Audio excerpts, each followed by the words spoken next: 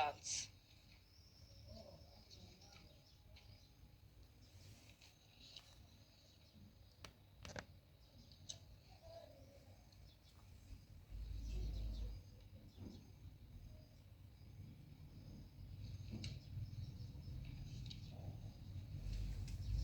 The Senate leader of the majority party is this afternoon set to table a couple of reports from the Office of the Auditor General.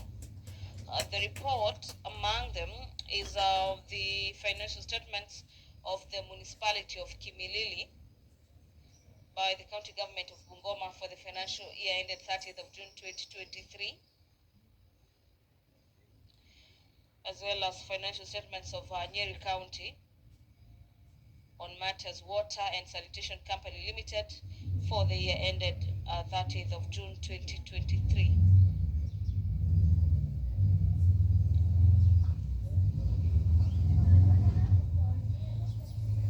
Standing Order 5.3 subsection 1, Senator Hamida Kibwana will be seeking a statement from the Standing Committee on National Security, Defense and Foreign Relations regarding the ongoing evictions and demolitions in Mathare and Mukuru kwa Ruben. These are areas in the Nairobi City County.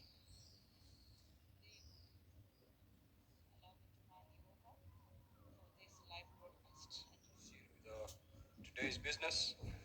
Clerk, kindly call the first order.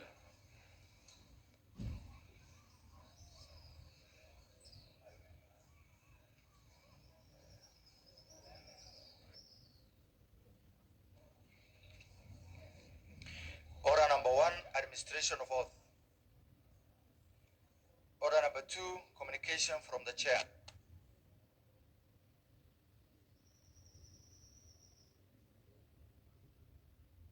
Senate Majority Leader, take your seat, please.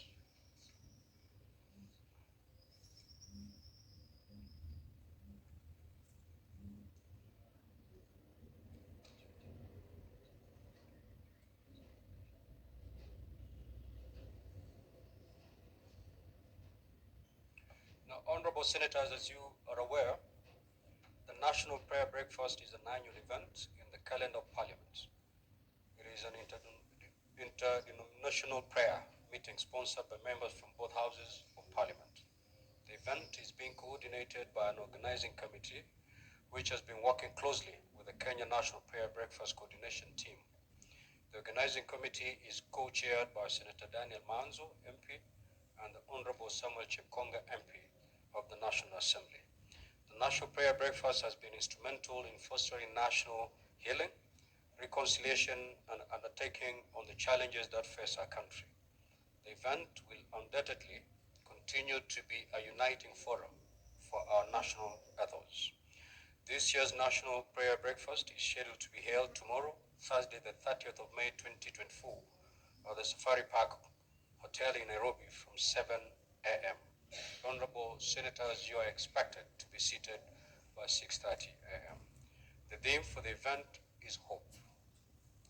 Honorable Senators, I therefore take this opportunity to invite all Honorable Senators to the 21st edition of the National Prayer Breakfast. Further details relating to the event will be given through the Office of the Clerk. I thank you.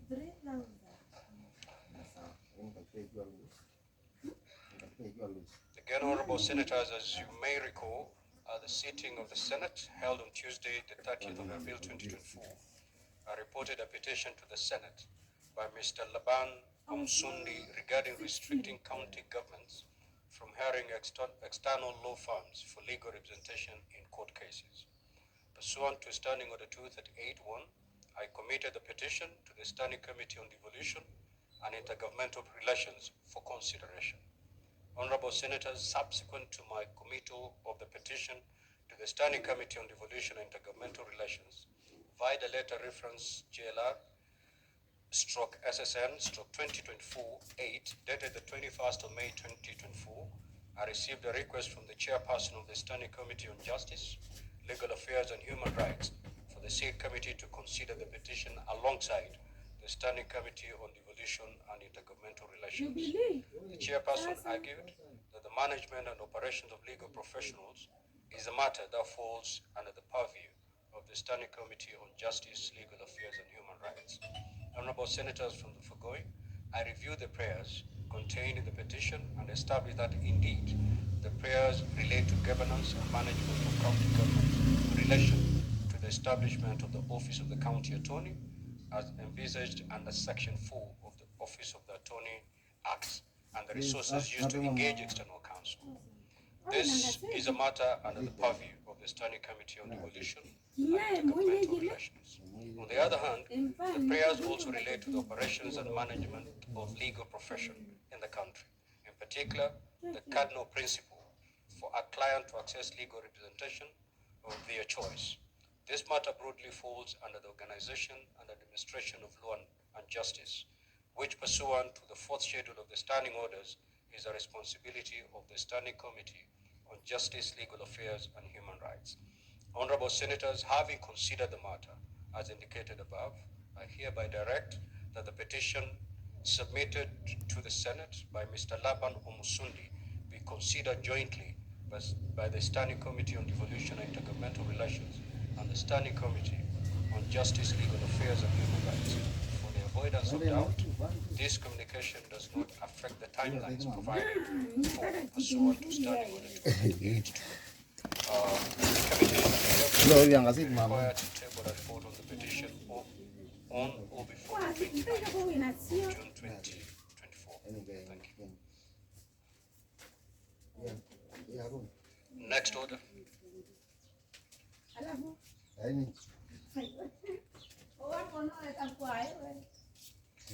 Order number 3, messages. Order number 4, petitions. Order number 5, papers. Senate Majority Leader.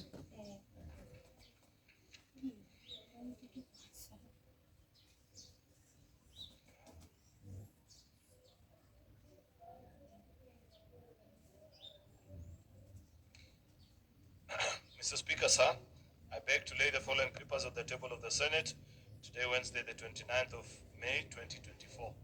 These are reports of the Auditor General on the financial statements of the following for the year ended 30th June 2023. 1. Municipality of Kimilili, County Government of Bungoma, Kieni Water and Sewerage Company Limited, Nyeri Water and Sanitation Company Limited, Tavevo Water and Sewerage Company Limited, Kisumu Water and Sanitation Company Limited. Mr. Speaker, I beg to lay.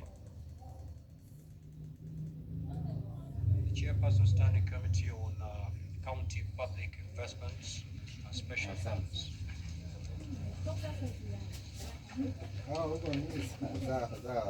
Chairperson Sipik.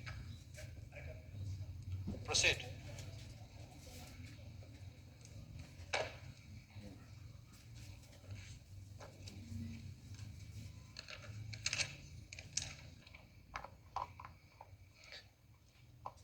Honorable Speaker, I beg to lay the following paper on the table of the Senate dated 9th May 2024. Reports of the Select Committee on County Public Investments and Special Funds Committee on its consideration of the audit report for the financial years 2018-2019, 2019-2020, 2020-2021, volume 5 of the following water service providers: Busia Water and Sewerage Water Company Limited, Tambaj Water and Sewerage Water Company Limited, Kinyaka Water and Sanitation Water Company Limited, Malindi Water and Sewerage Water Company Limited, Mandera Water and Sewerage Water Company Limited, Migori Water and Sewerage Company Limited, Mombasa Water and Sewerage Company Limited, Nanyuki Water and Sewerage Company Limited, and Nithi Water and Sewerage Company Limited. Thank you, Honorable Speaker. On behalf of the Chair of CIVIC.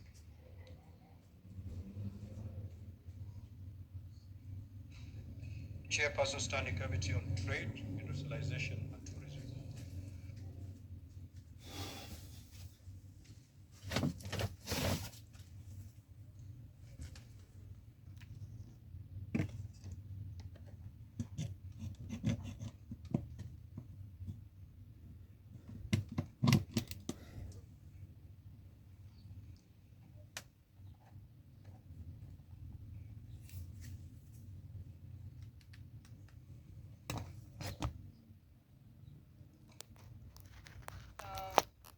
Speaker, sir, I beg to lay the following paper on the table of the Senate today, 29th May 2024.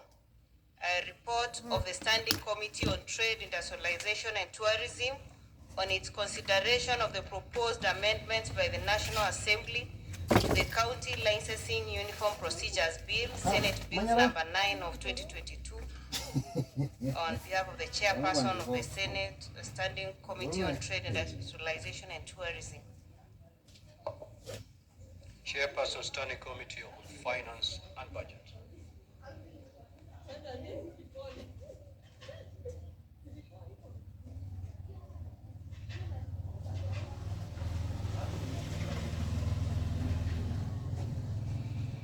Mr. Speaker, sir, I beg to lay the following paper on the table of the Senate today, 29th of May 2024. Report of the Standing Committee on Finance and Budget on its consideration of County Public Finance Laws Amendment Bill, National Assembly Bill number 39 of 2023. Next order, Clerk. Order number 6, notices of motion. The Chairperson, Sipik.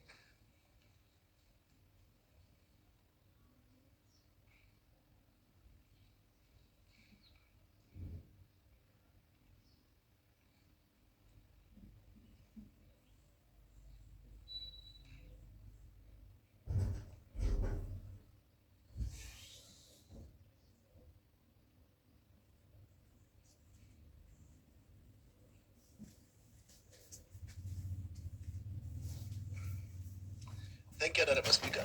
Honorable Speaker, I beg to give notice of the following motion, that the Senate adopts the report of the Select Committee on County Public Investments and Special Funds on its consideration of the audit reports for the following years: 2018-2019, Volume 4, 2019-2020, Volume 5, and 2020-2021, Volume 6 for the following water service companies.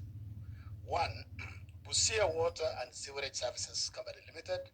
2. Iten Tambaj Water and Sewerages Company Limited.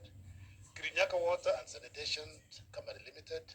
Malindi Water and Sewerage Company Limited. 5. Mandera Water and Sewerage Company Limited. Migori Water and Sanitation Company Limited. 7. Mombasa Water and Sanitation Company Limited. 8. Nanyuki Water and Sanitation Company Limited. And 9. Nithi Water and Sanitation Company Limited. Thank you, Honorable Speaker. Next order.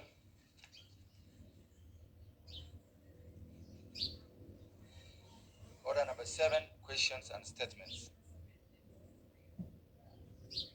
Statements pursuant to Standing Order 53, the Honorable Senator Hamida Kibwana.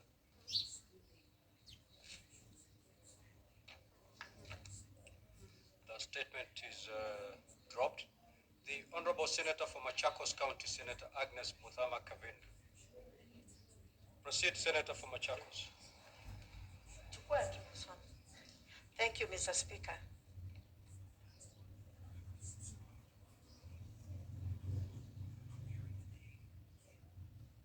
A statement on payment of rates to Nairobi land registration for parcels of the land situated in Machakos County. Mr. Speaker, sir, I raise pursuant to Standing Order 53-1 to seek a statement from the Standing Committee of Lands, Environment and Natural Resources concerning certain properties in Machakos County paying land rates to the Nairobi Land Registry instead of Machakos Land Registry.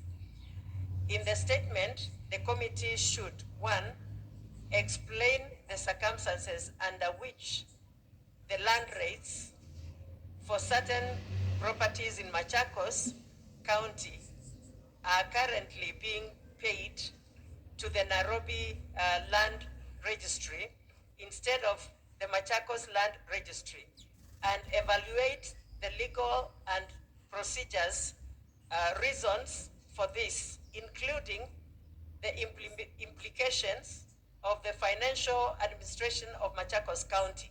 2, determine the scope of this matter by identifying the properties, particularly those along Machakos-Nairobi border, and report on how this has been happening and the financial impact on Machakos County's revenue.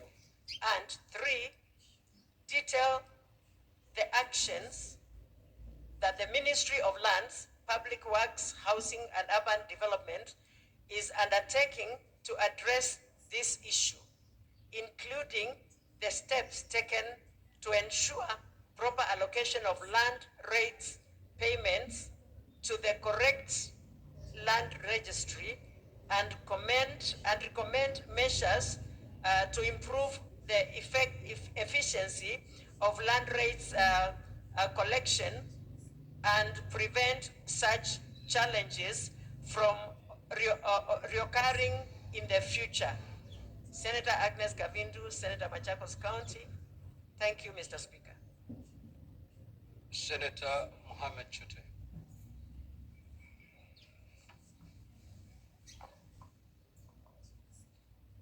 Thank you, Honorable Speaker. I'm requesting for a statement on the delayed salaries to employees and interns by the county government of Marsabit. Mr. Speaker, sir, I rise pursuant to Standing Order number 531 to seek a statement from the Standing Committee on Labor and Social Welfare regarding the delay in salary payments to the employees and interns serving the county government of Marsabit.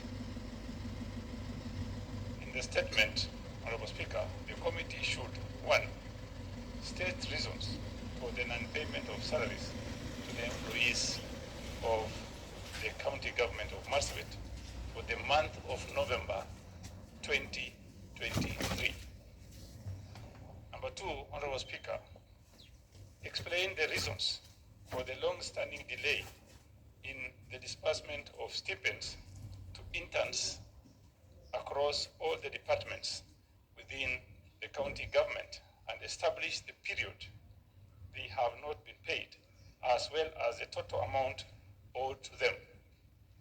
And finally, Honorable Speaker, provide timelines for settling the arrears due to the employees and the interns, and state the measures being taken by the county government of Marsabit to address these delays and to ensure timely payment in the near future. Thank you very much, Honorable Speaker. Senator Kisan. Thank you, Honorable Speaker. Honorable Speaker, I arise pursuant to Standing Order 53-1 to seek a statement from the Standing Committee on Agriculture, Livestock and Fisheries regarding the shortage of wheat seeds in the country. Honorable Speaker, in the statement, the committee should, 1, explain the current shortage of wheat seeds in most retail and wholesale stores in the country. 2nd, state any government interventions aimed at addressing the shortage immediately to ensure farmers are able to plant according to their schedules. 3, outline measures put in place to prevent a recurrence of such shortages in the future and to guarantee consistent and reliable supply of seeds in the country, Honorable Speaker, because there have been shortage of wheat and maize seeds in the past. Thank you. Senator David Wakoli, Honorable.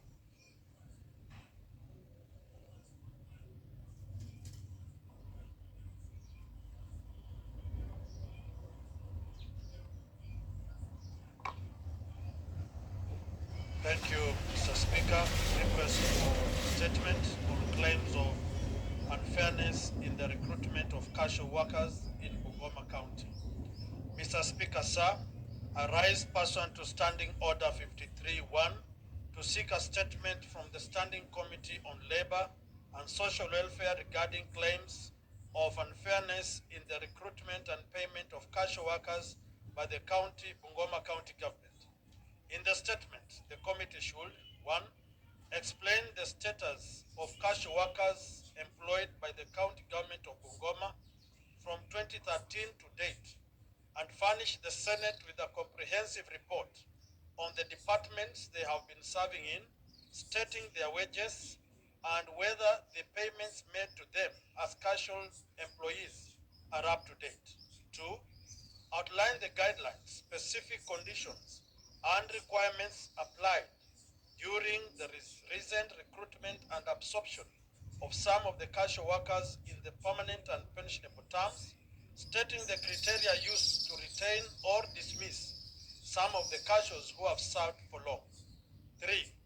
State whether the proper procedure was followed in absorbing the casual workers and provide evidence of when interviews were conducted, if any, and a list of the individuals who were eventually appointed to the various positions. And 4.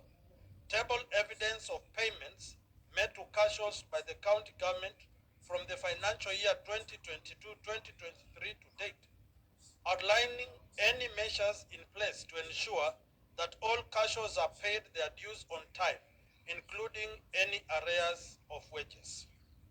Mr. Speaker, sir, my second statement on the crop insurance offered to farmers in Bungoma County by the county government of Bungoma. In the statement, I rise pursuant to Standing Order 53-1. I seek a statement from the Standing Committee on Agriculture, Livestock and Fisheries regarding the crop insurance scheme offered to farmers in Bungoma County for the financial year 2022-2023 and 2023-2024. In the statement, the committee should, 1. Provide a list of all insured farmers, including their locations, the respective insurance companies providing crop insurance under the scheme, signed contracts between farmers and the insurance companies, and the terms of the insurance cover, including the benefits and the variety of crops covered. 2. Present evidence detailing the tendering process through which this insurance was awarded and ascertain whether due process was followed. And 3. State how much the county government has set aside for the crop insurance, how much has been utilized for the same function, and provide evidence of remittance of payments to companies providing crop insurance services to farmers. Mr. Speaker, sir, my third statement on the procurement of medical insurance for Bungoma County government employees for the financial years 2022-2023 and 2023-2024.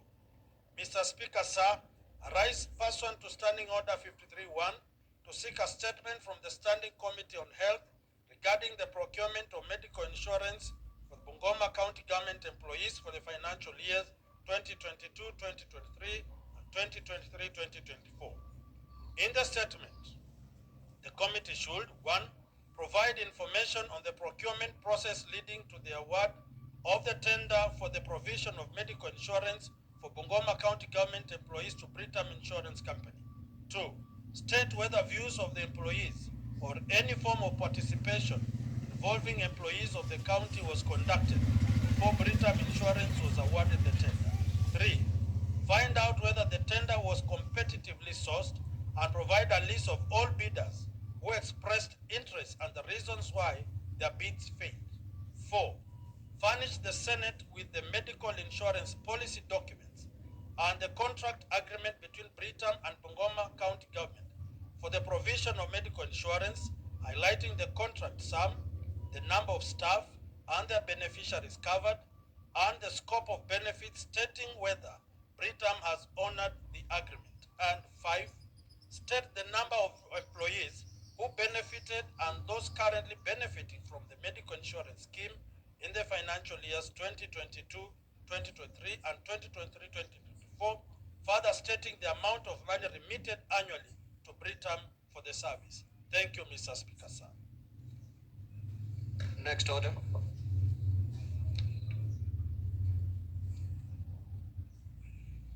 Order number 8, the Constitution of Kenya Amendment Bill, Senate Bills number 17 of 2024. First reading. A bill for an act of parliament to amend the Constitution of Kenya. Next order. Order number 9, motion. Consideration of the report of the Mediation Committee on the Division of Revenue Bill, National Assembly Bills number 14 of 2024. The co-chairperson mediation committee. May I proceed?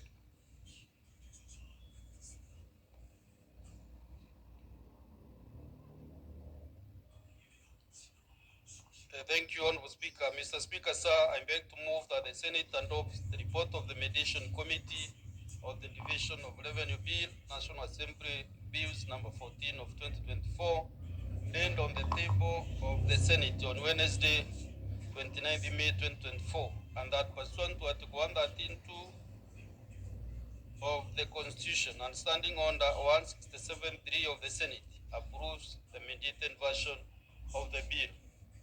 Mr. Speaker, sir, Article 218(1) provides that at least 2 months before the end of each financial year, there shall be introduced in Parliament a division of revenue bill, revenue raised by the national government between the national and county levels of government. Pursuant to this constitutional provision, the Division of Revenue Bill 2024, National Assembly Bills number 14 of 2024, was published by the Kenya Gazette Supplement number 57 of 8th March 2024. The bill was introduced in the National Assembly, debated and passed without amendments. Consequently, in accordance with Article 110(4) of the Constitution, the bill was referred to the Senate for consideration. The bill provided for the projected shareable revenue for financial year 2024-2025 at Kenya shillings 2.948 trillion. This revenue was proposed to be shared as follows. National government was to get 2.540 trillion. County government, Kenya shillings 391.116 billion. And equalization fund, Kenya shillings 7.852 billion. Mr. Speaker, sir, the bill was read the first time in the Senate on Wednesday, 27th March 2024, and consequently debated and approved with an amendment on Thursday, 2nd May 2024. The amendment provided that A, the national government should be allocated Kenya shillings 2.524 trillion, while the county government should be allocated Kenya shillings 415 billion 952. Mr. Speaker, sir, the amended version of the bill was transmitted to the National Assembly for consideration. The National Assembly considered and rejected the Senate amendments on Monday, 13th May 2024. Consequently, pursuant to Article 112(2)(b) of the Constitution, the bill was referred to a mediation committee pursuant to Article 113(1) of the Constitution. The speakers of both houses constituted the mediation committee comprising of 9 members from each house. Mr. Speaker, sir, the committee was mandated to 1, consider the division of the revenue bill, and number 2, to attempt to develop a version of the bill that both houses will pass. And Mr. Speaker, this really happened, and the committee sat, and we really considered our mandate accordingly. Mr. Speaker, I wish to report that the committee held a total of 3 meetings. These sessions were lengthy since each party was focused on convincing the other and justify that their proposed allocations are the best for consideration. The committee made a number of observations as indicated in the report. Among them, number A, devolution has played a critical role in the development of various regions in the country, and that devolution was working. The proposed allocation to county governments is insufficient and requires an increase. Another observation was that in the effort to ensure expenditure matches the projected revenue correction, the national government through the National Treasury and Economic Planning and rationalize the project budget for financial year 2024-2025 and the projected total expenditure and be revised from 4.1 trillion as contained in the 2024 BPS to Kenya shillings 3.9 trillion. And the other observation is that the trend in revenue performance in the current financial year 2023-2024 were not quite positive. There is increased debt service expenditure. The national government's under commitment to implement a fiscal consolidation plan targeting to reduce the fiscal deficit to estimated 3.9 of GDP in financial year 2024-2025. And Mr. Speaker, both members of the committee, 9 from the Senate and the 9 from the National Assembly, besides what they alleged in their when they dropped the bill, we were in agreement that more resources really needs to go to the counties. And Mr. Speaker, when we started negotiating, already they started increasing exponentially the figures from 391, and that shows, Mr. Speaker, the both committees were really respecting devolution. So, Mr. Speaker, considering all the other offers made during the negotiation and the strict physical consolidation part, the government is committed to the mediation committee resolved that the allocation for financial year 2024-25 to both levels of government be as follows. A, the national government equitable share, Kenya shillings 2.2 trillion 540 billion 153 million 902,710, and the equitable share, the county equitable share at Kenya shillings 400 billion 116,788,147. So that is 400.1 billion. And I'm surprised senators are not happy that we have hit the 400 billion mark this financial year. Mr. Speaker, sir, the mediated version of the bill is attached to the report of the committee, indicating the allocations as per the aforementioned recommendation. Mr. Speaker, I appeal to all the senators of this distinguished House to support the recommendation of the committee. This will ensure the county governments get an additional Kenya shillings 9 billion from what the National Assembly and earlier proposed in the bill at 391.1 billion. We actually agreed that moving forward, in the next actually 3 years, Senator Enoch Wambua, we are going to 500 billion mark. We agreed with the National Assembly Committee that there are so much money left at the national level. We agreed that next time we will be able to unbundle all the devolved functions in water, in agriculture, in health, so that more money can go to the counties. In conclusion, Mr. Speaker, because this is a foreign matter, I want to appreciate the members of the committee for their dedication to ensure the assigned task was completed in a timely manner.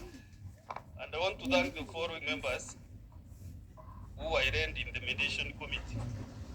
Number 1, Senator Dr. Mboni Karwale, CBS MP. 2, Senator Fatuma Nduro, CBS MP. 3, Senator Moses Kajwang, MP. 4, Senator Agnes Mudhama, MP. 5, Senator Jackson Mandago, MP. 7, Senator Endige Cherwo Kech, MP. 8, Senator Mohamed Mwijihaji Faki, CBS MP. Further, I recommend the Secretary to assign to the mediation committee for the facilitation provided to the committee in discharging its mandate.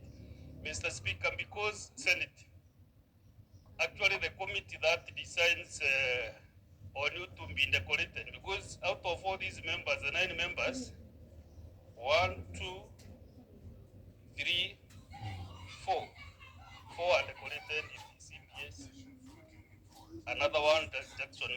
Senator EGH, Gathuri Murungi MGH. So I recommend, and one of the officers who sits in that committee was here, and don't know he has gone, that also Senator Moses Kajwang be given a mentor for this wonderful job. Senator Agnes Mudama, he also deserves a mentor. Senator Mohamed Chute from Marsabit. Senator Andy Okech, you also need, even though maybe you also need that mentor.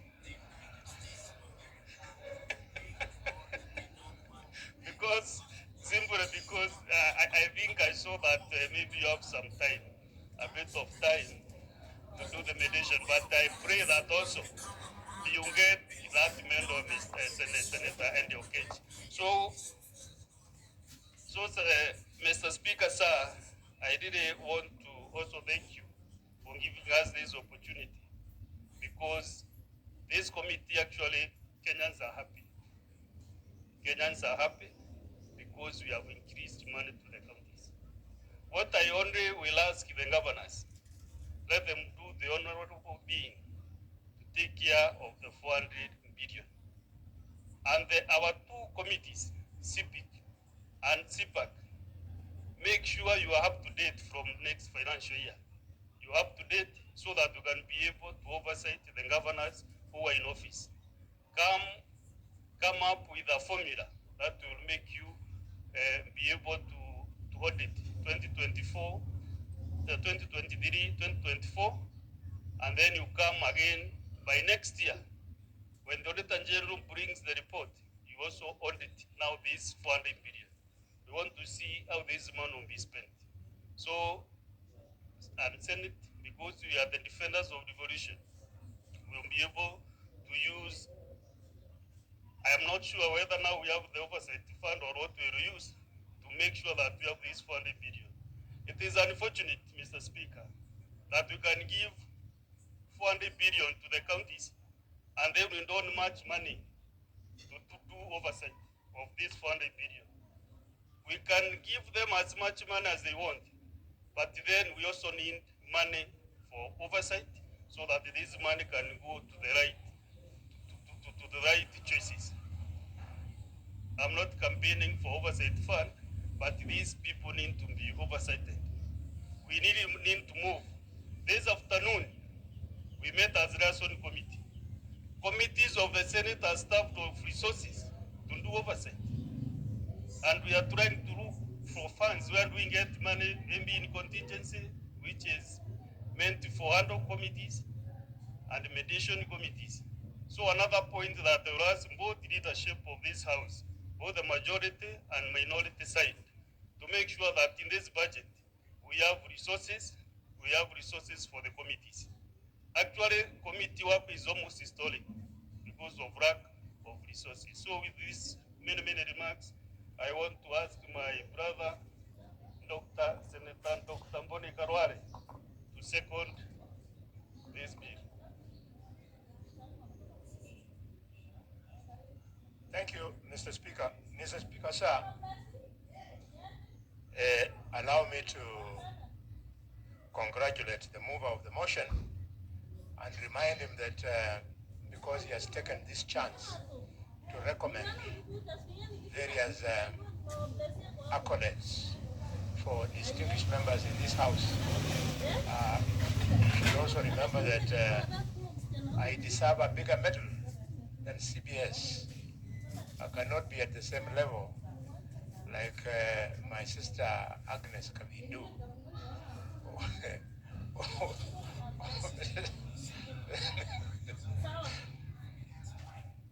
For the obvious reasons. Mr. Speaker, I therefore rise to second this very important motion on a day when, Mr. Speaker, I think the whole country is happy. Kenya is happy because if there is one area, Mr. Speaker, where all Kenyans are in agreement, is that the real measure, the real indicator of the new constitution was the principle of devolution. Mr. Speaker, according to our national anthem, we are supposed to build this country together. And as we build the country together, Mr. Speaker, our national anthem envisages shared glory. Mr. Speaker, I have seen 20 budgets in my life as a parliamentarian in this country. And in all these 20 budgets, there is skewed allocation of development funds. The country never moves together. It is only through evolution that we see an attempt for the country to move together. I'm happy that the National Assembly for the first time, led by the leader of the minority, Apio Andai, with this Senate when the figure of 415 went to that House. And also during our mediation, several members of the National Assembly also stood with this Senate. The country is now coming of age. People are starting to appreciate the role of devolution. Mr. Speaker, in 2013, when we were debating from the garage at KICC, Mr. Speaker, at that time, you are a young lawyer, you had just won your seat as the governor of Senator Boni. Yes, Mr. Speaker. What is the point of order before I address the Senator? Mr. Speaker, is it in order for Senator Boni Halwale to want to bargain for whatever he's asking for and saying that we are not in the same level? He's quoting me, he's quoting you, and yet we are in the same level in the Senate working together.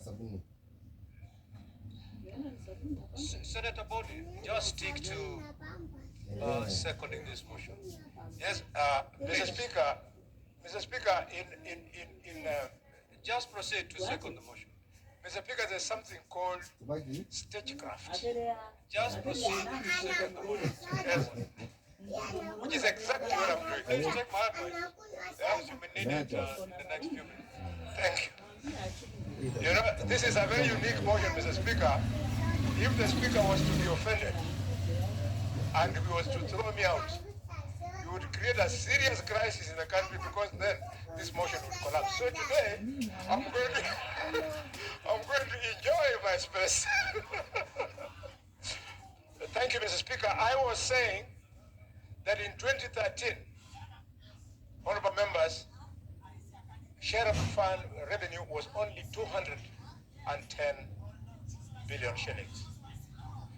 5 years later, it came to 302 billion shillings. And 5 years subsequently, it came to 370. Last year, you'll remember, Mr. Speaker, it grew up to 385.4 billion. And Senator Osotsi and Senator Sifuna, Mr. Speaker, I want to report them to this House. They have never missed a chance in Luyaland to go at my throat and say that I did not want more money to be brought. Mr. Speaker, I would have wanted more money to be brought last year, but last year was unique. We are all men and women of this country. We were coming out of the post-corona recession. Mr. Speaker, we had the problem of war and conflict in Ukraine. And Mr. Speaker, the so-called the handshake government had mismanaged the national treasure. But now that, Mr. Speaker, things have come back to normal. The things have now come to normal, Mr. Speaker. You can see not only the two sides of this House, but even the two houses of Parliament are united in the need for us to take more money to counties. Mr. Speaker, I therefore want to use this opportunity to congratulate you, congratulate Speaker Wetangula and the members of your houses for this great industry. Which brings me to my third point. My third point is that the Bible teaches us that to those who more is given, more is expected. We have given the governors more money. And in the same bill of division, we have given the president more money. We would like the governors, 47 of them, to humble themselves. This is not their money, and open themselves up and submit themselves to oversight. Similarly, I want to appeal to the National Assembly, because we also left a fortune for the national government to also step up their game. They should not be seen even for one day to be an appendage of the executive. The National Assembly must oversight the national executive. And for this to be possible, Mr. Speaker, there's been a bit of talk, tussle, and confusion over the oversight fine. This is the time for us to make sure that we not only operationalize the oversight fund, but we also address the concerns by the nominated members of parliament. What is due to them, it be unlocked, Mr. Speaker, or President. It be unlocked, Mr. Speaker, so that our nominated members of this House can also play their constitutional role of oversight. I would like nominated members of this House to also be innovative. You should go and think on the structure of oversight that you want to conduct. When you ask the Senator of Nandi, you ask the Senator of Meru what he wants to do in his oversight is very easy. Order. You learn how to debate. Mr. Speaker, Senator Boni, if you need any protection, seek it from the chair. Mr. Chairman, sir, I beg you to protect me from the young senator from Nyandarua. Senator for Nyandarua, you don't shout at a member who is contributing. Proceed. Thank you, Mr. Speaker. I was saying this need for nominated senators. This confusion over the oversight fund should end. As we support the fact that this money should be given to nominated senators, I would like you to be innovative. The elected senators know. Senator Gloria, if you need to catch the speaker's eye, you don't shout. I do not have your name indicated here for intervention. Continue pressing until I see you on my dashboard. Proceed. Thank you. Thank you, Mr. Speaker. I'm emphasizing the fact that the elected senators know where they are going to focus during oversight. It's important that nominated senators, you also tell us exactly how you want to tailor your oversight. Probably you want to tailor your oversight on issues of the disabled, on issues of Senator Boni, there is a point of information from Senator Gloria. Would you wish to be informed by the Honorable Senator? Mr. Speaker, because she's very knowledgeable, I want to plead with you, she be given a chance to speak after me so that she informs me during her time. What is the point of order, Senator Eddie Okech?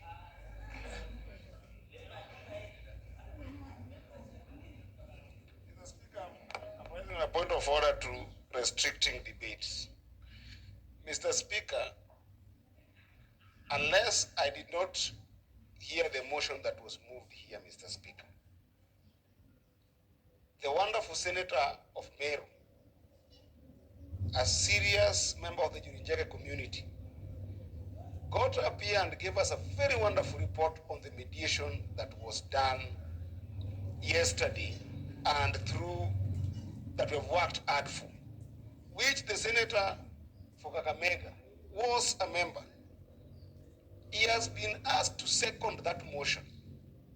Mr. Speaker, where is the issue of oversight fund coming from in this motion, Mr. Speaker? We have got a lot of things to discuss to be able to enhance that functional element of vertical sharing of revenue, Mr. Speaker, that I thought that the government whip in the Senate would understand how important this airtime is to dispense on that issue. Can you help, Mr. Speaker, that you restrict him to be able to focus on the motion at hand and not put things that are not in this particular motion, Mr. Speaker? They're not relevant at all. It's not relevant to us.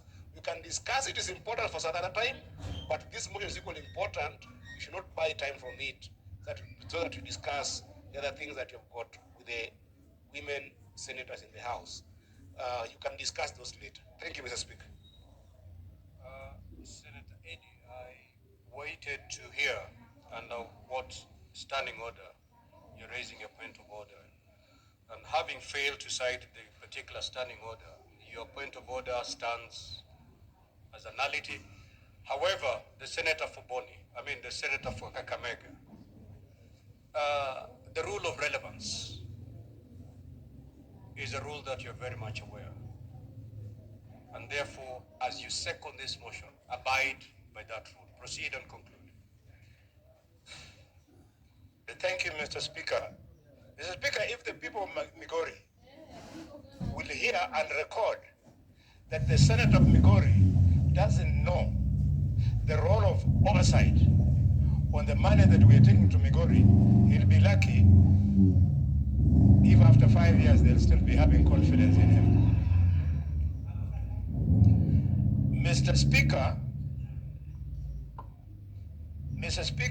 as we go to oversight these billions of shillings that we are taking to counties, let us be serious. Because today, in a number of counties, governors have created an unlawful, unconstitutional office for their wives, which they call the office of the First Lady.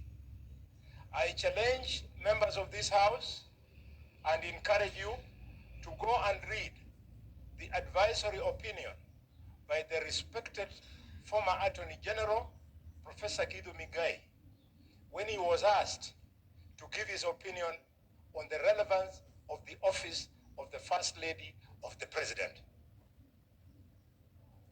If you read it, then you will understand why this Senate should never allow a budget for these offices of the First Lady, Mr. Speaker. Mr. Speaker, as we speak today, there's so much wastage going on across our 47 counties, and I want to end by referring our 47 governors to a young boy, a boy who doesn't have a university education, a boy who joined the army in Burkina Faso, Captain Ibrahim Traoré. Captain Ibrahim Traoré, I don't support the unconstitutional means he used to change government, but he has taken the presidency of Burkina Faso, and instead of changing his cars, he has used that budget to buy tractors so that he can open up the agricultural sector of Burkina Faso. This aggrandizement that we are seeing governors involved in, if you see the kind of vehicles that fly around our counties, if only they could be patriotic, like His Excellency Captain Ibrahim Traoré, our counties would truly open up the agricultural potential. I support. Thank you very much, Mr. Speaker. Sorry, Mr. Speaker, I second. Honorable Senators, I now proceed to propose the question, which is that the Senate adopt the report of the Mediation Committee on the Division Revenue Bill, National Assembly Bills number 14 of 2024, laid on the table of the Senate on Wednesday, the 29th of May, 2024. And that pursuant to Article 113.2 of the Constitution and Standing Order 167.3 of the Senate, approves the mediated version of the bill. Yes, Emil. Mr. Speaker, I rise pursuant to Standing Order number 111.1. By the majority leader? Yes. Three is enough. Three is okay. You're debating a mediated report. I mean, you are before the committee. Honorable Senator, it's a matter we should agree. I don't need to take half an hour. Yes, Senator, let me seek some wisdom from one or two of our seniors. Proceed, Senator Henry. Thank you, Mr. Speaker. Mr. Speaker, through you, I just want to appeal to members. Just not. Yes. I'm not debating. Yes, you're not. Just fighting a Sure, that's true. That members should remember that this is not a debate of the division of revenue bill. We already debated and we already passed it. We are just approving the mediated version of the bill. So there will be no need to debate this bill again. 3 minutes should be enough. Thank you, Mr. Speaker. Could I seek the wisdom of Captain Robert on this matter? Thank you very much, Mr. Speaker. Since we had debated division of revenue at length and members... Senator Robert, just give me a minute. What is your issues? Two parts. It was 3 minutes and a maximum of 10 senators. We're dealing with the first link. Okay. Okay, thank you, Mr. Speaker. Since we debated division of revenue and every member had enough time to contribute, I agree with you that 3 minutes should be more than enough for us to be able to complete. Thank you. So, honorable members, do we then go with 3 minutes? Thank you. Thank you so much. Now we are moving to the second link with 10 senators drawn, 5 drawn from each side. Approved? That's wonderful. So I will ask the majority leader and the minority leader to forward the list because I cannot go by this dashboard. So, Senator Wambua, you can go first. Okay. As the minority leader, forwards the list to me. Thank you, Mr. Speaker. Mr. Speaker, it is a way that this list is going to be drawn. So, Mr. Speaker, I want to thank the team really for arriving at a figure that is Order, agreeable. honorable senators. May Senator Wambua be heard in silence, please. Proceed, Senator. Thank you, Mr. Speaker. Mr. Speaker, I'm saying that I want to congratulate the team for doing a good job. But I also want to challenge members that going forward, so that we avoid these mediations on this bill, one of the things that we should do immediately come back from recess is to push forward the agenda of unbundling devolved functions. Once these functions, Mr. Speaker, are costed, and we know how much it's going to cost to roll out these devolved functions in our counties, it will become a lot more easier to use an empirical formula to arrive at our division of revenue. Mr. Speaker, I also want to take this opportunity to sound a warning to our governors, whatever they are, there are 57 of them, that it takes time, it takes resources, it takes intellect to push these amounts of money to the counties. When we come to do oversight on these funds, we do not want to hear governors crying that there is a witch hunt or they are being targeted for whatever reason. That the same house that has approved these amounts of money to go to the counties, then we should have really the space to carry out proper and objective oversight on these funds. The Speaker, with those remarks, I support. Senator Mundigi. Asante Bwana Spika, yangu ni kuunga mkono kwa ile timu tulichagua iende ikatutetee. Tumeona walienda wakafanya kazi nzuri, ingawa hizo pesa haijatosha, lakini wakati huu tumekubali. Yangu ni kuomba akaunti 47 magavana waweze kufanya kazi ile inafaa. Kwa hiyo naunga mkono ile kazi watafanya, itatusaidia. Na kitu kingine ningetaka kukosoa ni MPs kutoka leo wajue kazi ya kuangalia vile gavana wanafanya kazi ni kazi ya maseneta, sio kazi ya MPs.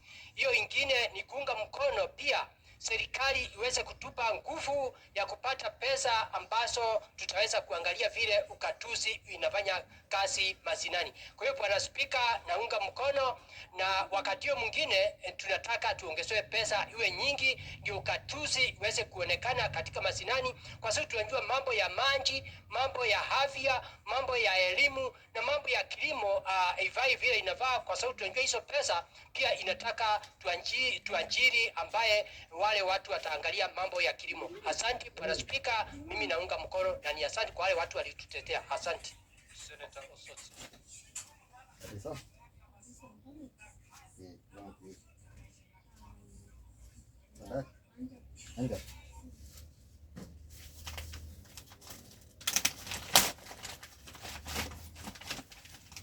Thank you, Mr. Speaker, for this opportunity to also make my views on the mediated version of the Division of Revenue Bill.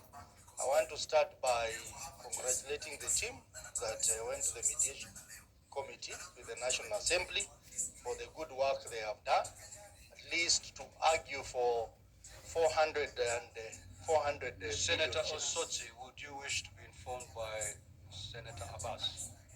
Yes, he's my neighbor, he can inform me. I'm not informing you, I'm informing the Speaker. Honorable Speaker, just take your seat, you're totally out of order. No, okay. Proceed. No, sorry. Okay. Honorable Speaker, I want to inform the House. You may approach the Speaker. I want to inform the House. Well, we don't have those rules. Proceed, Senator Osotsi. Senator Bass, if you have anything to share, you may approach the chair. The chair is very friendly, you know that. Thank you, Mr. Speaker. Mr. Speaker, I started by congratulating the team for agreeing on 400 billion shillings, which really translates to an extra 15 billion shillings, because last year we passed 385 billion, and now we can say this Senate, since it came in this House, we have so far passed an additional 30 billion shillings to our county. So that is huge amount of money that if you did simple arithmetic among the 47 counties, then it means each county, since we came here, has gotten 638 million shillings, which is a lot of money. Mr. Speaker, I also want to agree with the agreement within the committee that we will now push this to 500 billion shillings. I hope that happens, because when we get in there, we shall now start having this tussle. Mr. Speaker, if you do simple arithmetic on the 3.9 trillion shillings that the national government wants to put in the budget, that comes to 585 billion shillings, which is 185 billion shillings more than what we are approving today. So we look forward to this money going to our counties and being used very well to provide services and development to our people. But Mr. Speaker, even as we pass this money, we must also deal with the problem of late disbursement of funds to our counties, which is choking our counties, Mr. Speaker. If we have a 3-4 month delay, it really affects the planning in our counties and also exposes this money to corruption and to other challenges in the county. So I would wish the committees involved, like the committee led by my neighbor there, Senator Bass, and Finance, to look into this problem of delayed disbursement of funds. It would be a nice thing that we pass this money, and we also say 50% of this money should immediately go to the counties, and then the remaining balance to be dispersed monthly. That will make sense in most of our counties, but as the situation is, Mr. Speaker, when you have money delayed in our counties, you have more problems created, and you have this money being misappropriated because of the challenges that come with the delay. Mr. Speaker, I support the report and Senator Abbas. Thank you, Honorable Speaker. Knowing that I'm the chair of the revolution, thank you for your consideration. Honorable Speaker, first and foremost, I want to support and commend our mediation committee.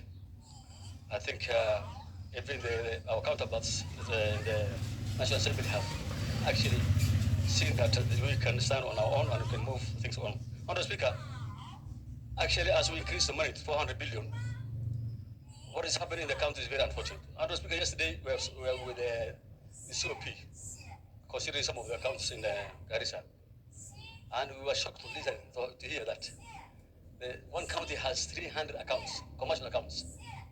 300, only one county. So you wonder where is all these accounts going to? What kind of money are they using to open all these accounts? So I think it's the owners of this house, and this is our responsibility. That we can fight for the counties, but we must also fight to oversee the counties so that this money can be used appropriately.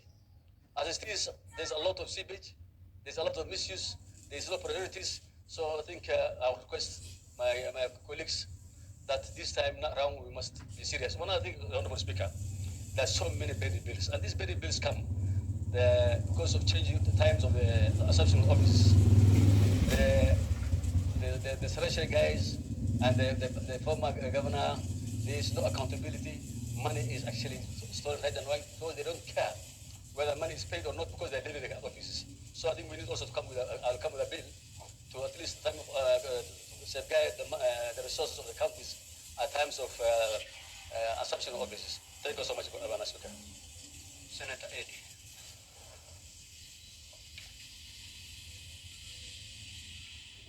Mr. Speaker, within those 3 minutes, I just wanted to say thank you to the House for sending us to this mediation committee.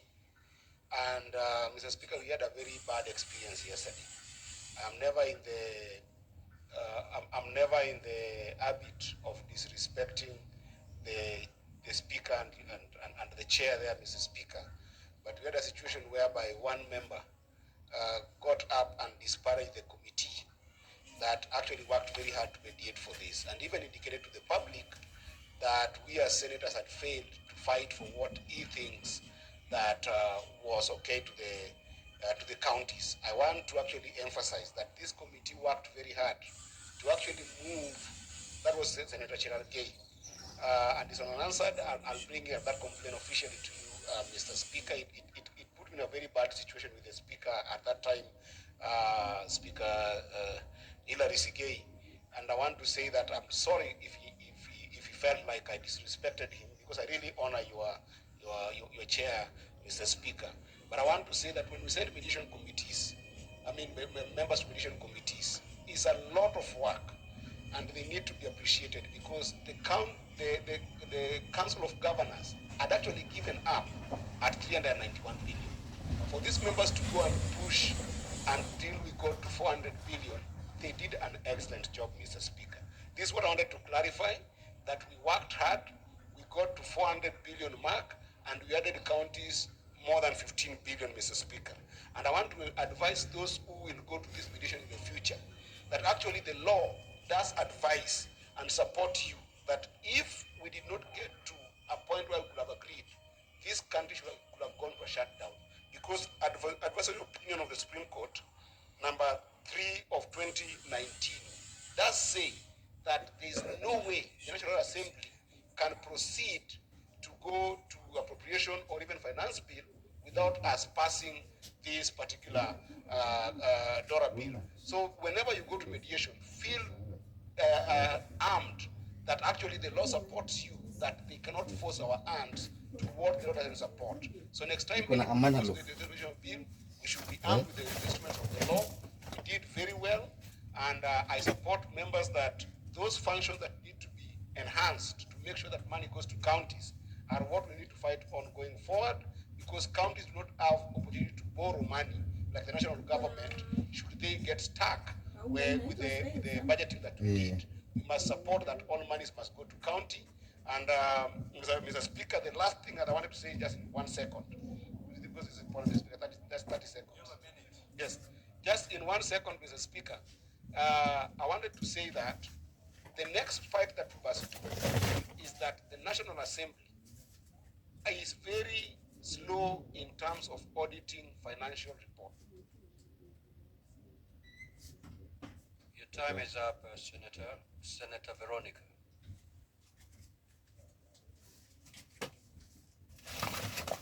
Thank you, Honorable Speaker.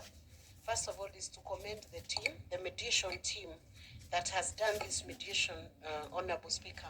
One of the things that we can now clearly state to the National Assembly and to the Senate is that bills that require mediation can be mediated in very few days and solutions can be found. It's just the goodwill that is required between the two entities of Parliament to be able to ensure that all mediations are not failing, Honorable Speaker. And when we look at the Division of Revenue Bill, Honorable Speaker, this is one bill that I would call it's technical, but it's also very procedural because it's a bill that needs to be discussed now and again and during every financial year. So, Mr. Speaker, the trend that has been set now by this mediation team speaks to the fact that we should not be having hiccups or we should not be having any roadblocks towards mediation and settlement of issues that are just obvious and issues that should be resolved. I know Senate was pushing for 415 billion, Honorable Speaker, and we have seen that at least we have an additional 15 billion to the projected estimate of 391 billion shillings that the National Assembly had projected in the Division of Revenue Bill. So the revised version shows that actually more resources can be committed to the counties. It also shows that Senate is very dedicated and committed to ensuring that devolution succeeds, Honorable Speaker, and that counties are having more resources. We have seen the exposure counties have gone through during emergency, during the flooding, during the situations that have occurred, emergency situations that have occurred in the nation. And it's clear, Honorable Speaker, that more resources should now be sent towards the county, an affirmation to devolution, affirmation to transformation of the lives of the people, so that, Honorable Speaker, Kenyans can come to a point of appreciating that devolution was intended to improve the lives of the people. I want to say it's a very good thing that the mediation team has done.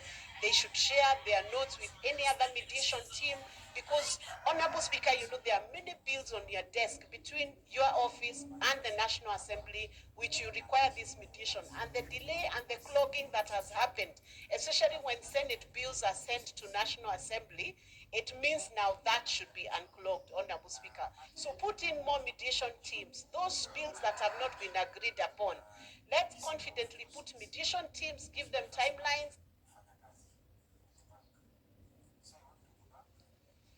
Senator Ogoda.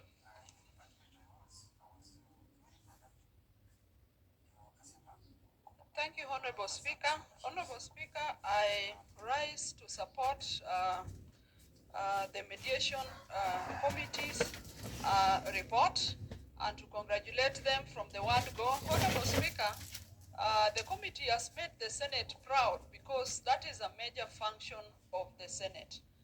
Honorable Speaker, there are two levels of government as spelled out, and there would be no reason why the counties would not be granted the required amount of monies to perform their duties. Honorable Speaker, I was not initially very happy about the figure of 400 billion.1.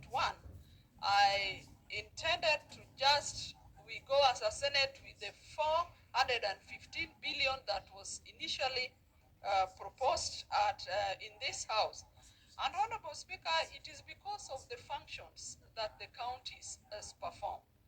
In deciding which functions the counties were going to perform, Kenyans were very clear that they wanted key functions like health, water, lands, agriculture, and Honorable Speaker, to perform some of these functions to the expectations of our people require money.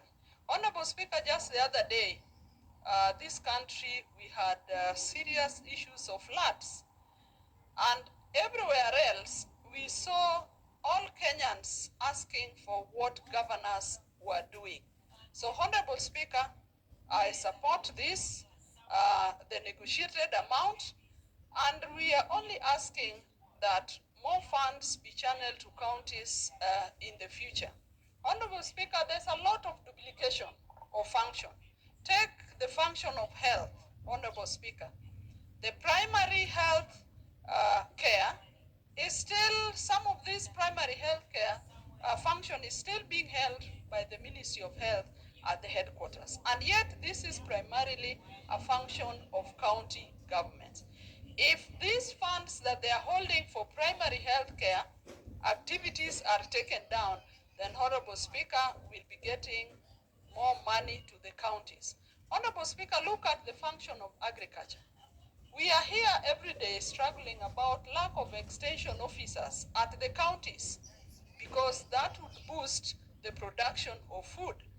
And it would be a benefit to our people because there'll be more food production and there'll be more food at the counties. Honorable Speaker, I support the mediation committee, the figure that they've been able to achieve.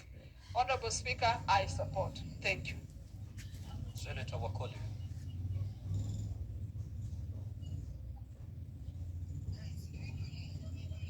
Asante Mheshimiwa Spika, ningependa nichukue muda mfupi sana, dakika mbili hivi na moja itakayobaki ni mzawadi Senator Governor Mandago aweze vile vile kutaja yake. Kwa kifupi Mheshimiwa Spika, bilioni 400 Mheshimiwa Spika si pesa kidogo. Mara nyingi tunapouliza maswali magavana wengine upandwa na hasira na jazba na kupinga maseneta kufuatilia jinsi fedha hizi zinafanya kazi. Mheshimiwa Spika, lazima wajue na wanatusikiza sasa na watu katika kaunti tunazotoka kwamba Biblia inasema wapo wamepewa vingi, lazima wajibikaji uwe wa hali ya juu. Sisi sasa tunajitolea kutoka sasa kimuhanga kuhakikisha kwamba wanaajibika kwa fedha tunazoleta. Lazima Mheshimiwa Spika, mabilioni haya yapewe vijana wetu kazi, walemavu na wanawake kazi, na iweze kuonekana katika vitabu vya hesabu. Mheshimiwa Spika, pesa tunaleta, lazima wanakandarasi, wanabiashara walipwe pesa zao kwa wakati unaostahili. Madeni ambayo tunayaona kila uchao Mheshimiwa Spika, lazima yalipwe ili kaunti zetu ziweze kuonekana zinafanya kazi kwa mujibu wa katiba. Mheshimiwa Spika, juzi tumeona katika uchambuzi wa mdhibiti wa bajeti akisema kwamba baadhi ya magavana wana accounts katika benki zisizostajika, zisizoeleweka na hazijulikani zinafanya nini. Lazima waweze kuwajibika. Mheshimiwa Spika, asante na mkaribisha Mheshimiwa Mandago dakika moja uweze kutaja maneno kwa wananchi wa Kenya. Karibu.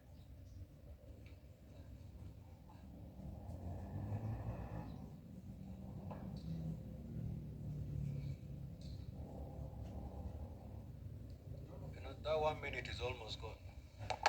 Okay. Asante sana Mheshimiwa Speaker. Honorable Speaker, I just wanted to agree with what Senator Edia said as members of the mediation team.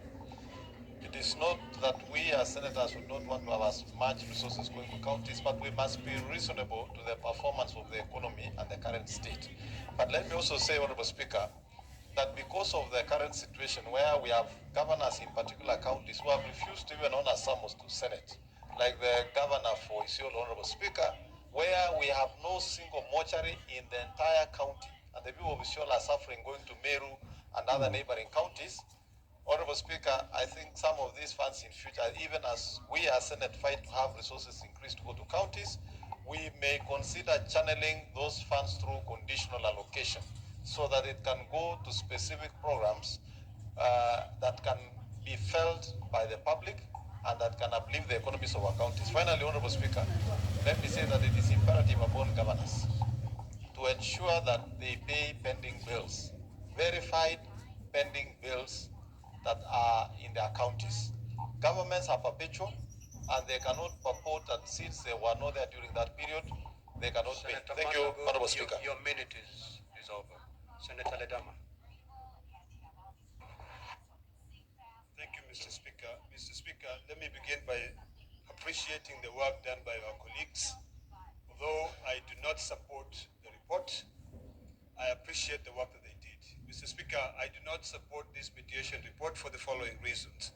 Giving excuses that county governors are not using the money appropriately is not enough for the role that we play.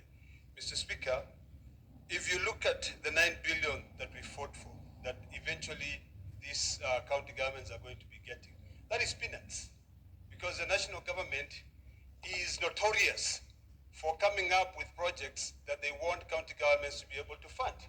The projects are like these industrial parks, projects like community health workers, where the president just goes and tells governors, who will pay 50%, you need to come and pay 50%. Mr. Speaker, I completely disagree with the committee for having settled for an extra 9 billion. Mr. Speaker, when you give reasons and you say that county governments, the amount which is going to county government is about 24%, that is very, very misleading, because the current accounts that we're looking at are accounts for 2020-2021. So absolutely there's no way you can be able to argue that more money is going to counties. Mr. Speaker, if you look at all this IPPD, this payment system, they adjust automatically to inflation. Why is it that county government, the money that we send to county government, do not adjust automatically to inflation? So, Mr. Speaker, I think we need to be firm. We need to be able to do what protects here, which is to fight for more monies to be able to go to county governments. Mr. Speaker, we should not be in a rush to pass this because of Appropriations Act. I think it's about time that we study the decision by the Supreme Court and define different Appropriations Act. If you go to the United States, there are 12 Appropriations Act. There are those which are mandatory, that when Congress is unable to agree, there are those that must pass for certain services to proceed. Finally, Mr. Speaker, sir, because of time, there are issues, the committee, and I want to thank Senator Eddy for having developed a formula of what is discretional and non-discretional. Mr. Speaker, if you look at the housing levy, you know, that is non-discretional. If you look at the NSSF security fund, that is non-discretional. The only discretional funds which are being denied to 29 counties are the county aggregation industrial park. What are we going to tell those counties? You come out and say that the policy is to be able to develop industrial parks across the country, and you deny 29 counties that money? Come on. Your time is over, Honorable Senator. Senator Chute.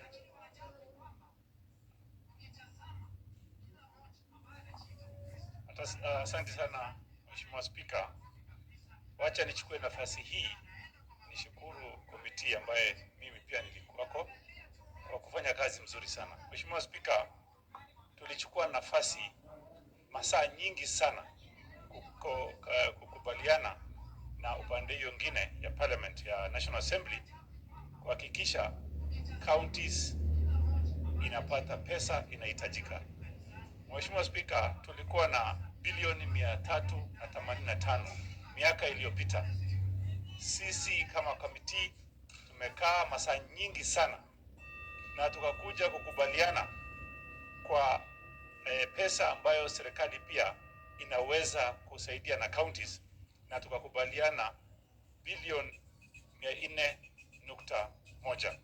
Mheshimiwa Spika, ni mzuri watu ambayo wanajua counties wajue Senate wana support ugatuzi. Tunataka Senate county ipate pesa ambayo inahitajika ili maendeleo ifanyike. Nikisema hayo, Mheshimiwa Spika, shida tuko nayo, counties zingine inakuwa na shida ya kutumia pesa vile inavyotakikana. Mheshimiwa Spika, kaunti zingine development iko katika percent 6, ingine iko percent 10. Mheshimiwa Spika, vile Senate inatafuta hiyo pesa, tungependa sana counties ichunge pesa na development isikuwe chini ya 30%. Mheshimiwa Spika, county kama Marsabit, Mheshimiwa Spika, tuko na shida kubwa sana. Pesa inafujwa, pesa inaibiwa, pesa inakuliwa. Senator akiuliza kuna shida katika county hiyo, governor anatuma watu kwa radio kwenda kusema kabila yake inakuwa targeted. Mheshimiwa Spika, shida ile kubwa tuko nayo counties ya Northern Kenya. Nilikuwa nasema county ya Waislamu, Senator Abbas akaniambia usiseme Senator Waislamu. Wacha niseme counties kutoka Northern Kenya.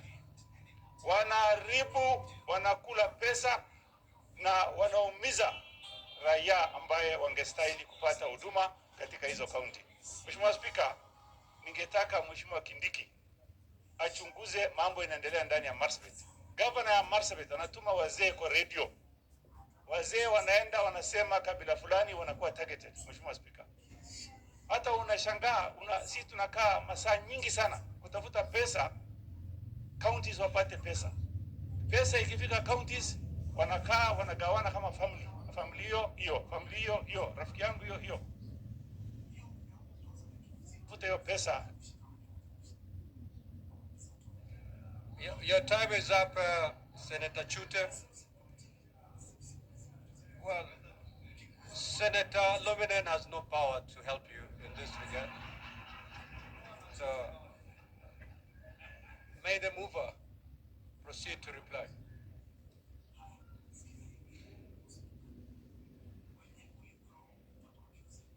Yes, the minority leader council later. Thank you, Honorable Speaker. I really want to thank the senators who have contributed to this motion. And Mr. Speaker, since we have some business to transact, I really beg to reply. Thank you.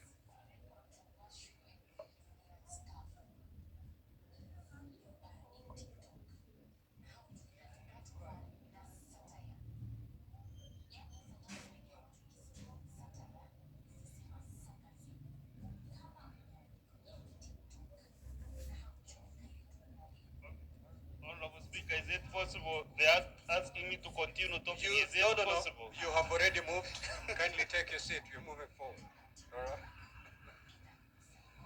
Now, Sergeant at Arms, kindly ring the division bell for 5 minutes.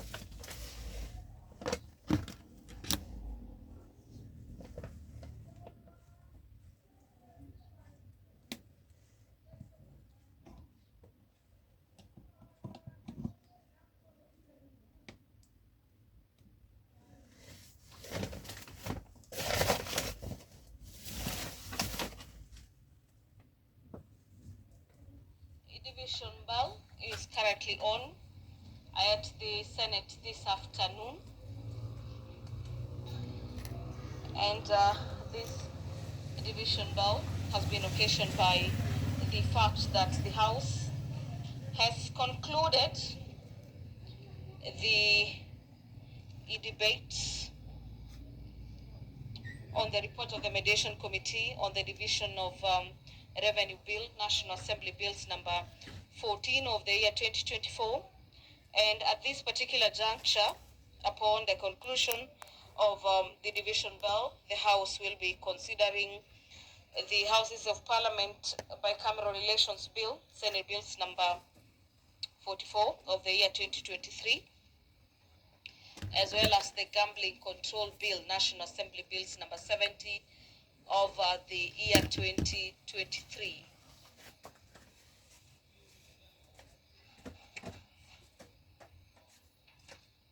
The debates on these two bills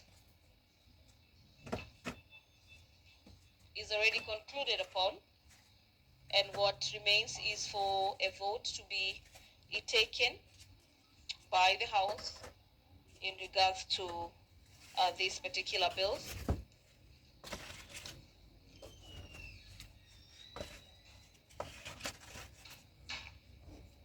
The Gambling Control Bill, National Assembly Bills number 70 of the year 2023 is a bill that seeks to regulate the betting industry in the country. The bill proposes establishment of a regulatory authority to regulate gambling, as well as issue fresh licenses to betting entities in the country, as well as making sure that those who partake into the betting activities are people of age, that being 18 years and above. And according to the lawmakers, the regulation of the gambling industry will, so to speak, deal with cases of mental health in the country, owing to the mere fact that when gamblers lose, some of them do not know how to take the losses positively, and that has led to cases of increase in mental health in the country,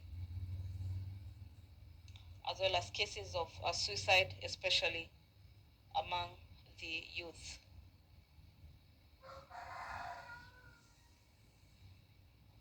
The other bill for division this afternoon is the Houses of Parliament Bicameral Relations National Assembly Bills number 44 of the year 2023. In the chamber this afternoon, the clerks are busy making sure that the House is properly curated, or in better terms, to ensure that the House has the numbers to undertake this particular vote this afternoon. And we will be waiting for that directive from the chair, or better, the speaker, this afternoon.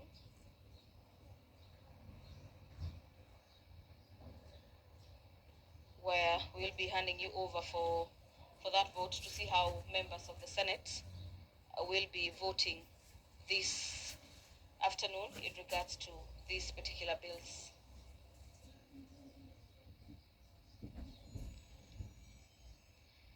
The Houses of Parliament is a bill that seeks to guide the houses under the bicameral parliament in regards to the powers of each house, as well as the functions. of the National Assembly as well as the Senate.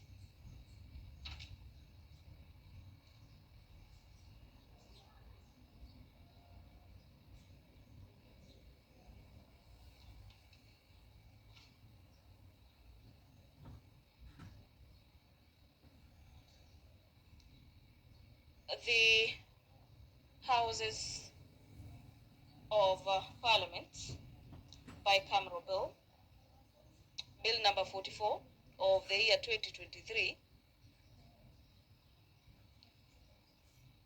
is a bill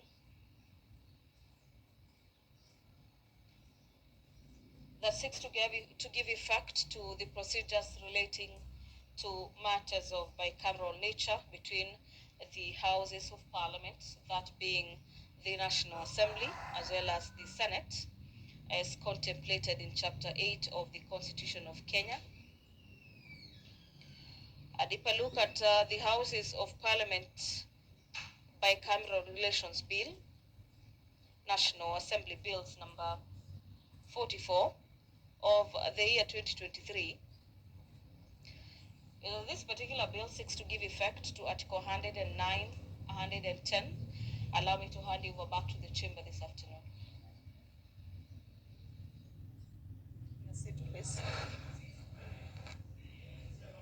Honorable Senators, I put the question that the Senate adopts the reports of the Mediation Committee on the Division of Revenue Bill, National Assembly Bills number 14 of 2024, laid on the table of Senate on Wednesday, 29th May 2024, and that pursuant to Article 113.2 of the Constitution and Standing Orders 167.3 of Senate, approves the mediated version of the bill. We will vote electronically. Eddie, you can have his center, Eddie.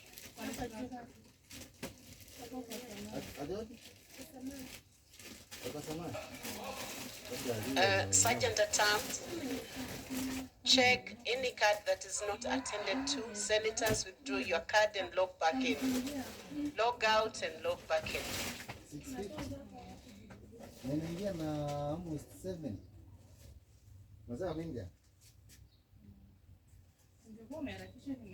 Deputy Leader, log out.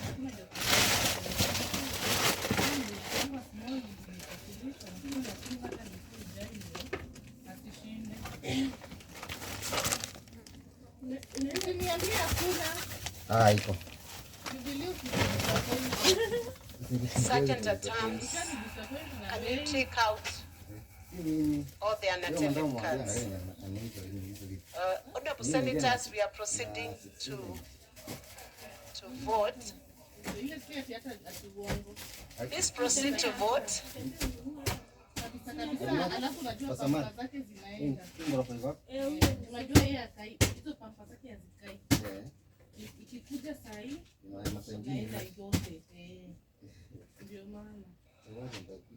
Senators, have you voted? Senator Asige, I'm advised that you are voting for Mombasa delegation. They will bring to you a manual vote. Homa Bay is voting by delegation. Okay.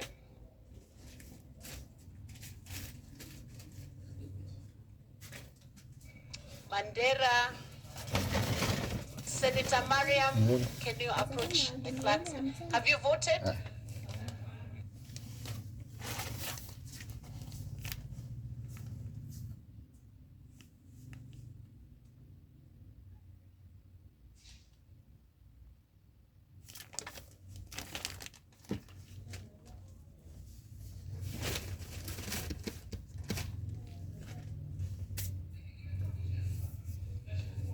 Yes, Senator Asige, you'll be assisted.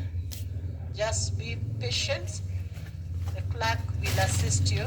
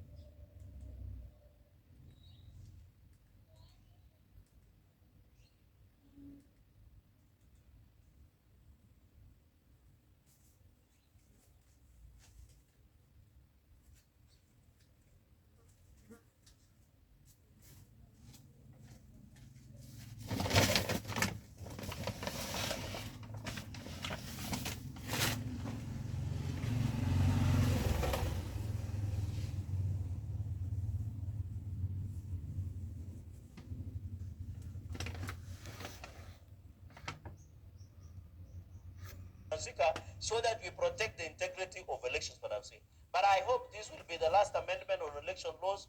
We have amended, Madam Speaker, these election laws until it has lost value, Madam Speaker. We don't know even the origin of the first law in 2011 after the promulgation of Constitution 2010. Madam Speaker, I will only support this amendment with an amendment. But as this, I reject. I thank you, Madam Speaker. Thank you, Senator Chirorige. Honorable Senators, before we proceed on to the next senator to contribute to this debate, I have a communication to make.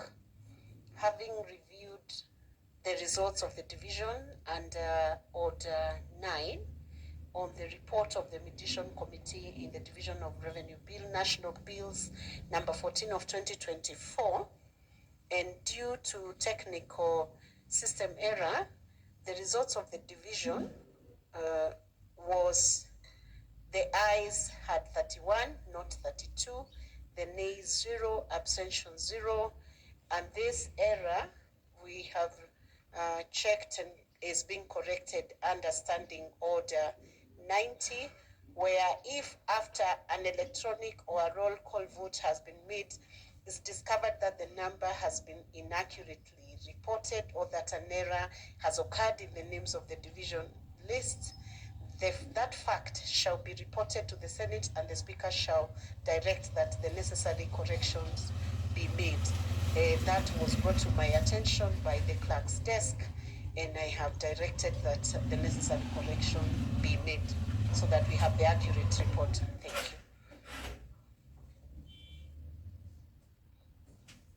you. Yes, sir. Senator Oburu Oginga.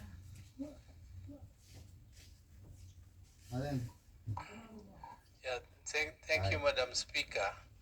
Madam Speaker, I don't want to be long on this.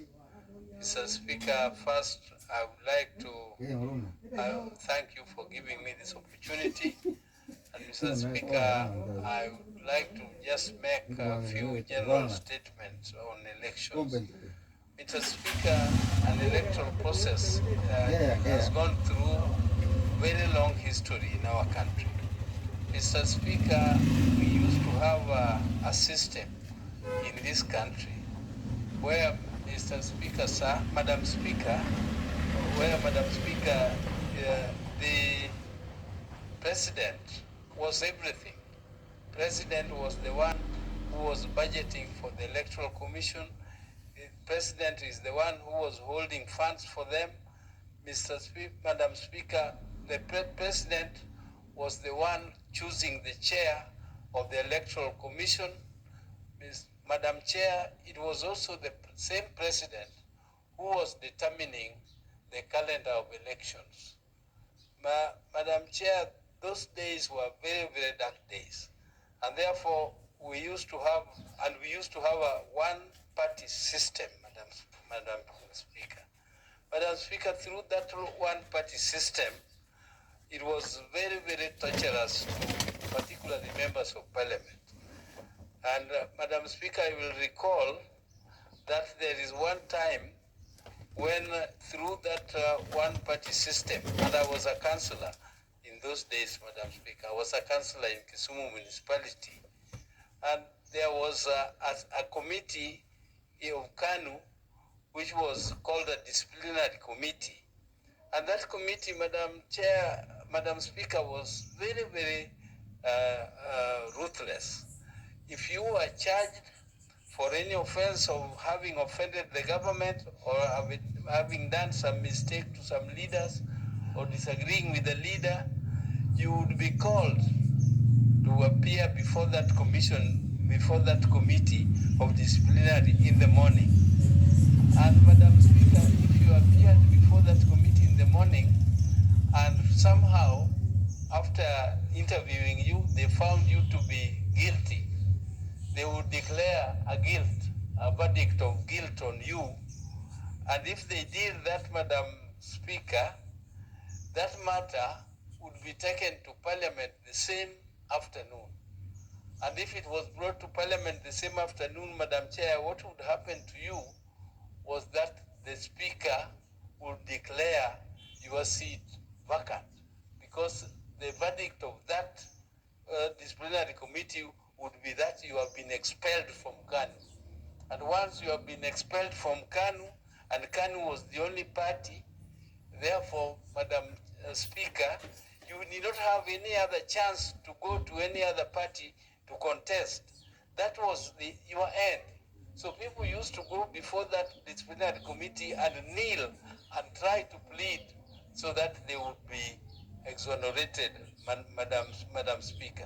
Madam Speaker, because if you were declared guilty, that was almost like the end of your life.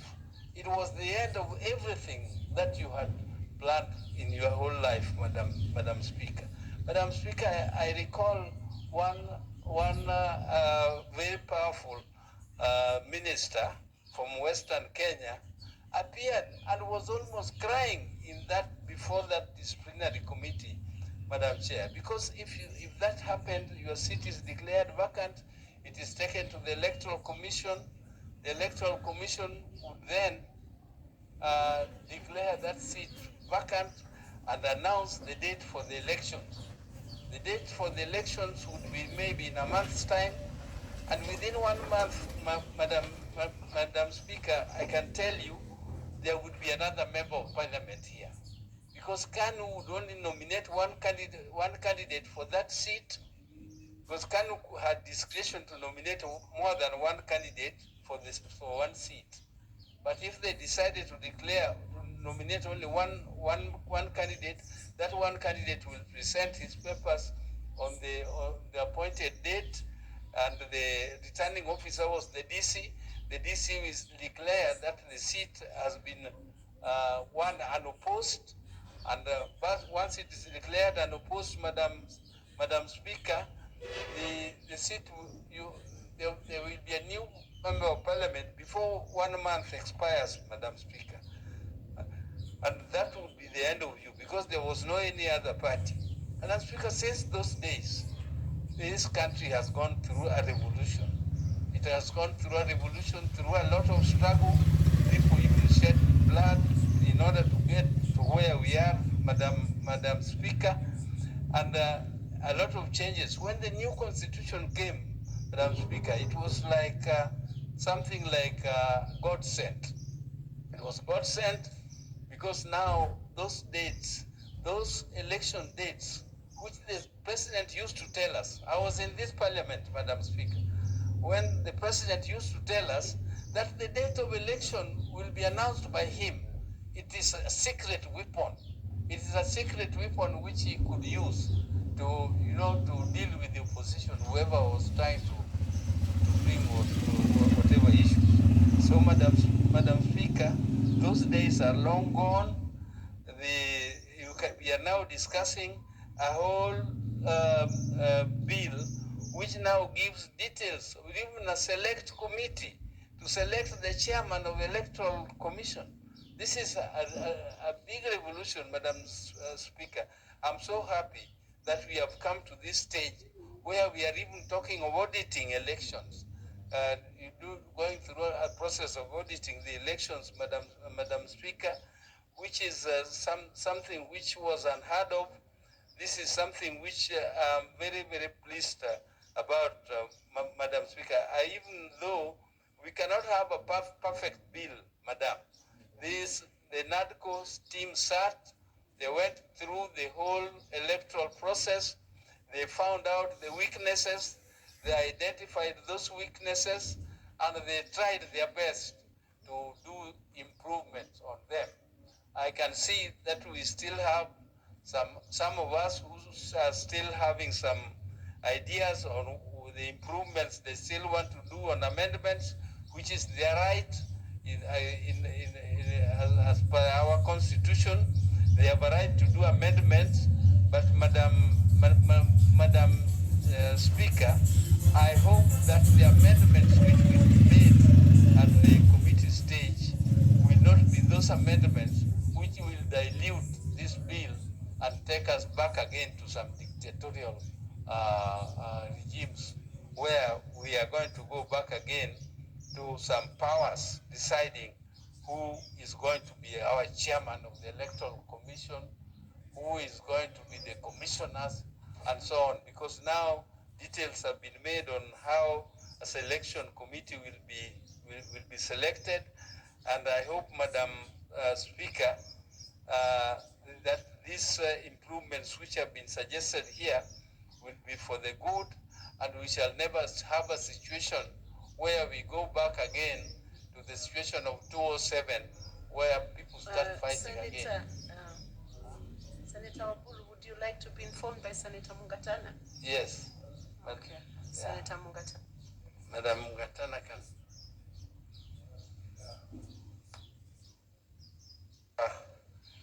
I'm one of those people who always want to listen to the Honorable Dr. Oburu because he oozes a lot of history and wisdom.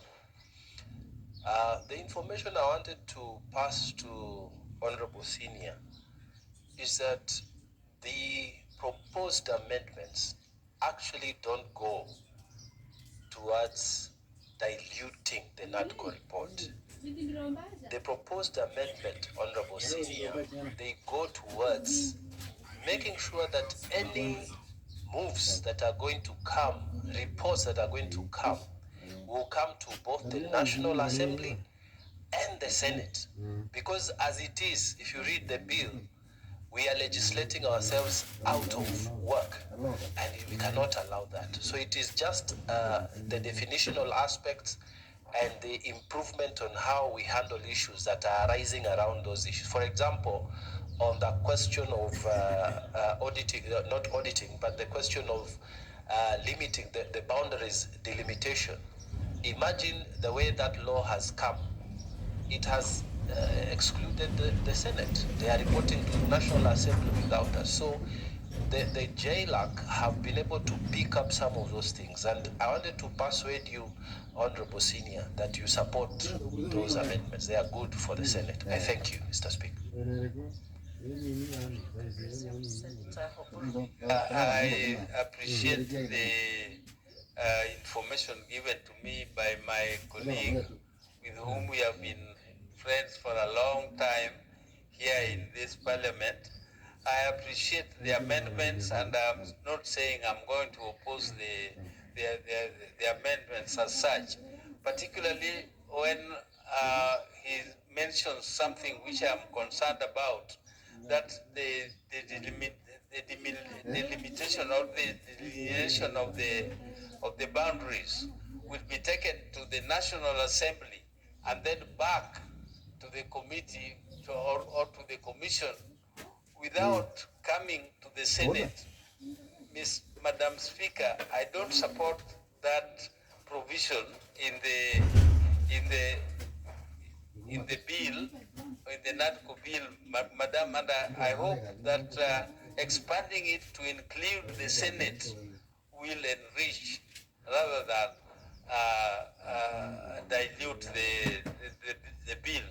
And Madam Speaker, I appreciate that quite a number of amendments which are being proposed are good, but I didn't like some of them which were being proposed by Senator Cherargei, which I thought were actually retrogressive, taking us back. But I don't want to, I did not stand here to criticize any senator. I just wanted to support the NADCO report, and also support my colleagues who have contributed before me and who have suggested amendments to it. And Mr. Speaker, Madam Speaker, I support. Thank you. Thank you, Senator. Senator Mudigi, Alexander Munyi.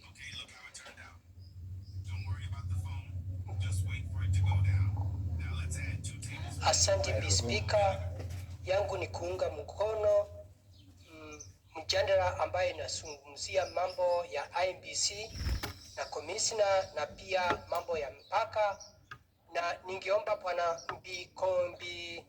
Bi Speaker, mambo yaangaliwe na njia ile inafaa. Wale watu watakuwa tumekubaliana kama ni commissioner kama tisha, waangalie mpaka vile watakuwa nafanya kazi ile inafaa. kwa sababu Speaker, nakumbuka wakati tulichaguliwa kulikuwa na shinda ya malipo ya wale watu magari na wale walikuwa wamepatiwa kazi kandarasi ya kupepa wale watu walikuwa naenda kuangalia mambo ya kura, na mpaka leo unakuta kaunti nyingi watu wengi wa kupata zile pesa. Hata nakumbuka tulikaa kama mwaka moja, nikuja nikasoma hiyo statement hapa na watu wengine wakaendelea kulipwa. Speaker, hii mambo inafaa iangaliwe na njia ile inafaa, kwa sababu nakumbuka tulikuja hapa tuletwe na mwananchi, na siku hizi mambo mingi tumekubaliana iende mpaka masinani. Unakuta mambo ya serikali ya Kenya Kwanza inasema mambo kama ni kilimo iende masinani, kama ni mambo ya afya iende masinani, kila kitu yote imepelekwa kwa mwananchi. Na ndio naona siku hizi tunakaa hapa tukiongea mambo ya ukatusi, na ndio naunga mkono pia mambo mengi inaonekana ni kama inaangaliwa na MT. Tuko na constituency 4. Mimi ningeomba hakuna hata moja ingefaa kuguswa, ika hiyo constituency 4 iko na wajumbe 4 na pia na senator moja na women rep na governor, kwa sababu najua tukianja hivyo tutaanja vita ambaye haitakuwa ikitupeleka vizuri. Ile ningeomba ni mambo ya ward. Tuko na ward kidogo, sile ward siongezewe. Kama tukiangalia kama Mbeere North iko na ward 3 na ward moja ambaye inaitwa Evurore ward imekuwa ni kubwa, lakini inatoshana na zile ward 2. Kwa hivyo kama kungewezekana kama Mbeere North ipatiwe kama hiyo ward moja iganywe iwe ward 2. Tukienda kama upande wa Mbeere South, tuko na Mbeere South tuko na ward zingine kama 5, lakini ukiangalia ward ambaye ya Mafuria pia ni kubwa, na pia ward ya Beti South ni kubwa, na ward zingine hata Mwea. Mimi ningeomba wale watu wataangalia, hakuna haja ya kupunguza, ni kuongezea ward siwe nyingi, ndio iwe mwananchi anafikiwa na mambo ya kazi kule masinani. Na hiyo kitu yote pia nikisema upande wa Embu ya juu tuko na ward kama nyingi, na unakuta kama ward inaitwa Ngenda ward ni kubwa sana, iko na watu wengi sana. Pia naangalia ward ya Kilimari unakuta ni kubwa, pia naangalia ward ya Kilimu. Ningeomba pia tukifuata hiyo ward siongezewe, lakini mambo ya kusema tu watu wengine waunganishwe na wale wengine, hiyo naona haifai. Pia tuko pale, tuko na Runyenjes, tuko na watu wengine kama Gatuni North unakuta ni kubwa sana, tuko na Kilimu ward, tuko na ward nyingi. Kwa hiyo ningeomba kama upande wa Embu constituency isiwe inapunguzwa hata moja, kwa sababu nimeona pia mambo ya mipaka iangaliwe. Tukienda kama kwa vijiji unakuta kama Mbeere North unakuta kuna watu wako upande wa Tharaka Nithi, unakuta wakati wanapiga kura wanapiga vizuri.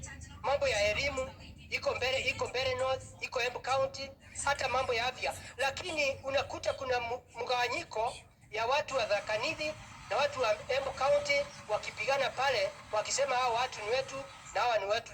Kwa hiyo ningeomba ile kamati tutachagua uweze kuangalia vile mwananchi atafanywa kazi kulingana na vile inafaa. Kwa hiyo Speaker, ningeomba Embu County hiyo sub county 4 constituency 4 ikae hivyo, na pia ningeomba katika Mbeere South ni kubwa sana, iongezewe iwe constituency 2, tuwe na wajumbe 2.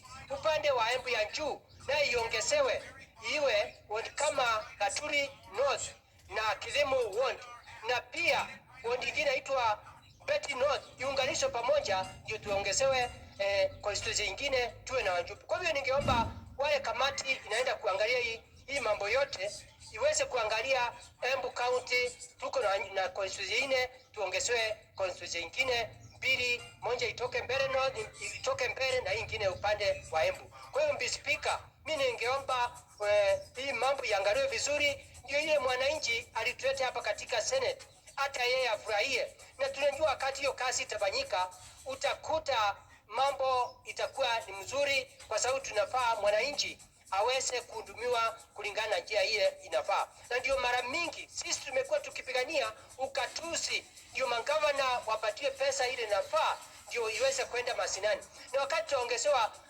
ward na constituency, pia tunajua hiyo itatusaidia national government kupeleka pesa kule masinani, ndio mwananchi yule ametuleta hapa ndio aweze kuhudumiwa na njia ile inafaa, katika upande wa kilimo, upande wa afya na upande wa elimu na mambo zingine. Kwa hiyo Mr. Speaker, naunga mkono, lakini mpaka kuna mahali inafaa iangaliwe. Kwa hiyo Mr. Speaker, mimi nikiwa senator wa Embu County naunga mkono ati ile constituency ine hakuna mmoja inafaa iguswe. Naunga mkono iongezewe kama 2 na pia ward siongezewe, ndio tuwe na ward nyingi, ndio mwananchi aweze kufanywa kazi. Kwa hiyo Mr. Speaker, mimi nikiwa senator wa Embu County naunga mkono, lakini iwe na marekebisho, inafaa irekebishwe. Ni mimi senator wa Embu County, Senator Alexander Mwinyi Mundigi, ambaye ni daktari deputy party leader wa chama ya NDP. Asante Mr. Speaker.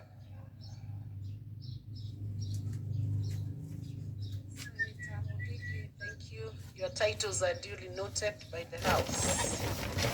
Senator C.K. Wakili Hilary Kiprotich.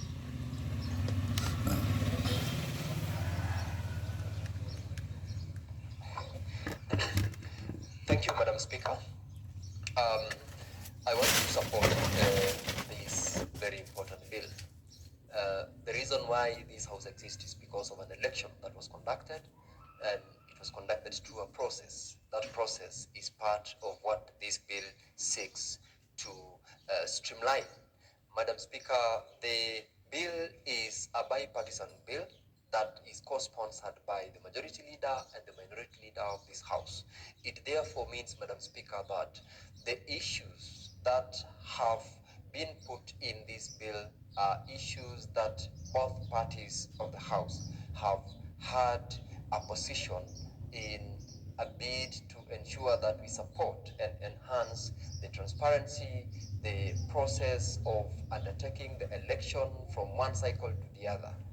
Madam Speaker, however, in the process of undertaking public participation and in engaging players within the election sector and cycle, several proposals have come out, and members have spoken to those many proposals, including the proposals for certain amendments that the members are seeking to introduce in order to make sure that ultimate document that we will pass as a House will have spoken to all the issues, including, Madam Speaker, the aspect where we are talking about the reports that comes out of an audit process arising from an election cycle that the Independent Electoral Commission has conducted, to be also brought before this House.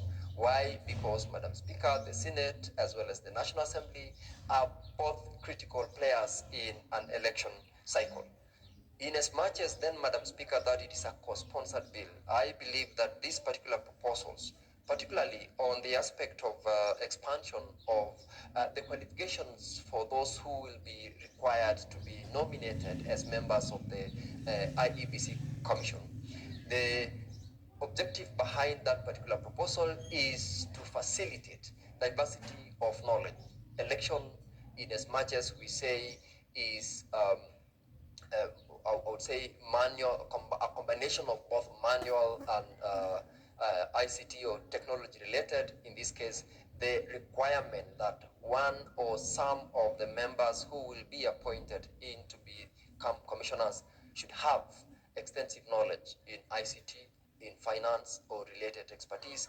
It is aimed at ensuring that we have people who, should we go full technology in our election, we have commissioners and we have also secretariat that will be able to speak within certain aspects of understanding what technology in election involves, what are the aspects that we need to improve in our current election processes.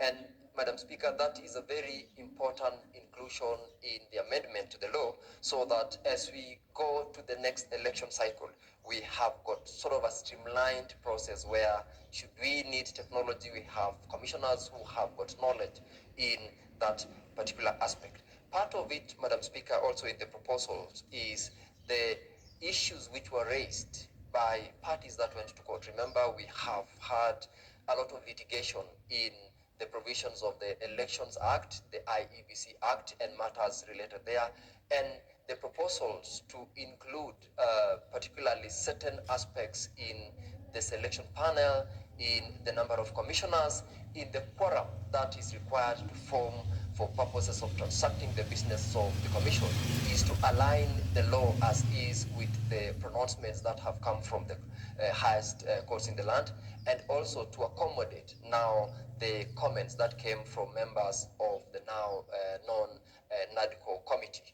Because, Madam Speaker, in the course of their reaching out, in the course of the public participation, so many comments came where the public, the players within the election sector, had their issues, which issues were incorporated, and that is why this particular document has proposed those amendments with regards to the quorum of the members of the commission, so that we also do not get to the situation like we did in the last election, where members were unable, or at any given time, everyone was suspicious of the decisions which are being made by the commission as to whether or not a membership of 3 can form quorum or 5 out of the 7. Remember, Madam Speaker, the Constitution provides that a commission comprises of between 3 and 9. As to whether or not then 3 can be appointed at any given time, will they form quorum? This is what this particular amendment to the Act has been introduced in order to make sure that we cure that anomaly, or the aspect of the inability to be very comfortable by membership with regards to the quorum of the commission. About the selection panel, Madam Speaker, the expansion of the panel from 7 to 9. Remember, this was an amendment that was done by this House barely 1 year ago, where the schedule to the Act was amended to provide for membership to the selection panel at 7. The current proposal to amend the selection panel to increase the membership from 7 to 9 is to accommodate as many as of those players in the election to be in the selection panel, so that we also have in that particular selection panel representatives from political parties, where we have got the political parties liaison committee giving us membership. We've got the public service, parliamentary service commission. We have got also the interreligious groups. The diversity of the membership that will be given to the selection panel, Madam Speaker, will enhance the required expertise, knowledge, and experience in the team that will be given the mandate to give this country the IEBC that will conduct the elections that's coming and other subsequent elections that will fall within their mandate. Madam Speaker, we have been out of commission for a couple of years now, from the time we concluded the elections in 2022, and there are by-elections which have not been conducted. Some constituencies do not have representation. It is a constitutional edict, Madam Speaker, that every part of Kenya should have representation. The absence of the commission has led to those particular constituencies and wards from across the country do without the representation, which is something that is against the Constitution of Kenya. Passing this bill, Madam Speaker, will allow such constituencies and wards to undertake by-elections and also have their representation, because that is their constitutional right, and without the commission, they definitely cannot have their representation. The proposed amendment, Madam Speaker, further provides for the current membership of the selection panel to be protected in that they are entitled to apply and be considered as members of the selection panel. You are aware that immediately when the current selection panel that is in place was appointed and was sworn in, they embarked on advertising for the position of commissioners to the IEBC. They have done certain processes, which process, of course, were technically frozen by the developments that came when NADCO committee was set up, starting with the bipartisan team and then thereafter the NADCO committee. So this particular group has been given an opportunity to equally participate in application to be members, and also to participate if they were to be successful in being selected in the selection panel for the next team of commissioners to the IEBC. So as we debate this bill, Madam Speaker, we should be alive to the fact that we need the IEBC. and therefore we need the selection panel so that this particular commission is put in place, because without IEBC, there are so many issues that would arise, including on those elections which I've made reference to, and since they cannot be conducted, members of this country from the constituencies where they have no representation are denied of their right.